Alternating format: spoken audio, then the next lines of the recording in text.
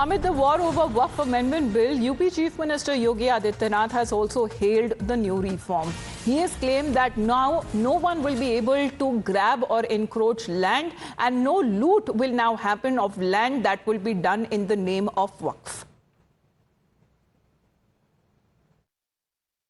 वक्फ board के नाम पर जमीनों पर कोई डकैती नहीं डाल सकता है, लूट खसोट नहीं हो सकती है, चौराहे की जमीनों पर कोई कब्जा नहीं कर सकता है।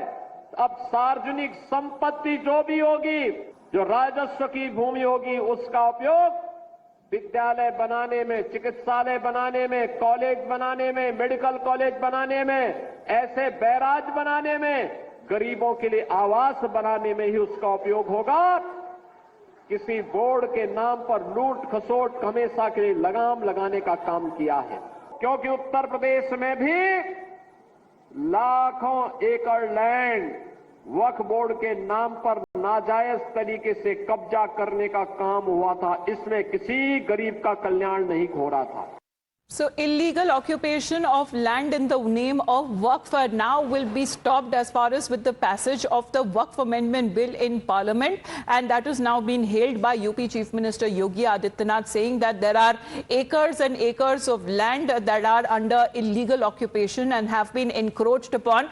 विनोद मिश्रा हमारे साथ फोन लाइन पे जुड़ रहे हैं। विनोद, अब सीधे तौर पे अगर बात की जाए, अब पार्लियामेंट में तो पास हो चुका है, लेकिन लोगों तक पहुंचाना कि आखिरकार वक्फ अमेंडमेंट बिल के फायदे क्या है, क्यों उन्हें इससे और फायदा मिलेगा। जहां तक जमीन का जो कब्जे के जो मामला है, अब योगी आदित्यनाथ तरफ से कहना है कि वक्फ के नाम पर अब जो जमीनी लूट है वो बंद हो जाएगी।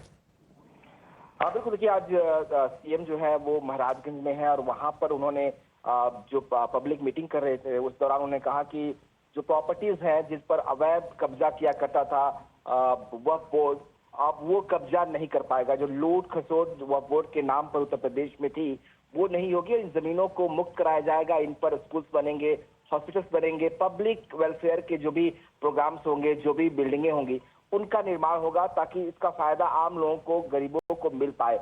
अब तक जो लूट खसोट थी, जो अवैध कब्जा था, उस पर इस संशोधन बिल के जरिए, जो वक्फ संशोधन बिल है उसके जरिए रोक लगेगी। और आपको याद होगा कि जब भी ये बिल पास हुआ उसके बाद ही सीएम ने अपने अधिकारियों को, सभी जिलों के डीएम को ये डायरेक्शन दिया था कि जो प्रॉपर्टीज है वक्फ की, जिन पर वक्फ दावा करता है, उसको लेकर उनको सर्वे किया जाए कि आखिर कितनी प्रॉपर्टीज है जिनके डॉक्यूमेंट राजस्व डिपार्टमेंट, रेवेन्यू डिपार्टमेंट में दर्ज है। क्योंकि सरकार मानती है कि जो डॉक्यूमेंट्स रेवेन्यू डिपार्टमेंट के पास है या जो प्रॉपर्टीज रेवेन्यू डिपार्टमेंट के पास है, जो वक्फ प्रॉपर्टीज के नाम पे दर्ज है, सिर्फ उन्हीं प्रॉपर्टीज को वक्फ प्रॉपर्टीज माना जाएगा जो वक्फ बोर्ड दावा करता है कि उसके पास उत्तर प्रदेश में 1,19,472।